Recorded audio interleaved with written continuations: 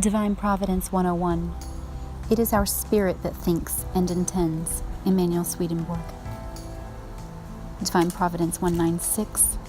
Since it is our mind, not our body, that thinks, and since its thinking is prompted by the pleasure of its feelings, and since our mind is our spirit that lives after death, it follows that our spirit is nothing but our feelings and consequent thinking.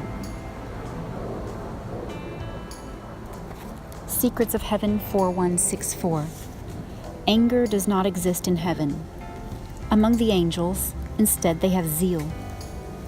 Anger differs from zeal in that anger contains evil, while zeal contains good.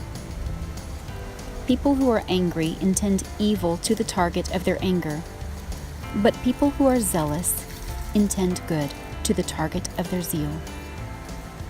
People with zeal, then, can instantly turn kind-hearted, and in what they actually do, they can be good to others.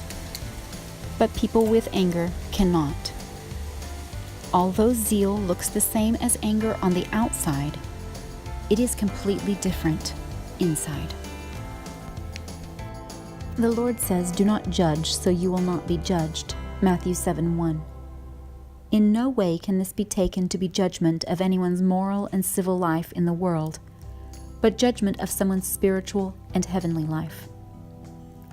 Who does not see that if judging the moral life of people we live with in the world were not allowed, society would collapse? What would society be without public justice and without each person's own judgment of another?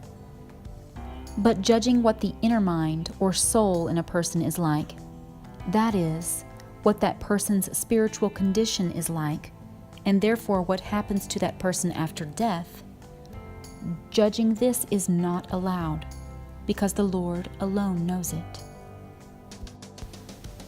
Divine love, by its very nature, wants to give what it has to others, which means to us on earth and to angels.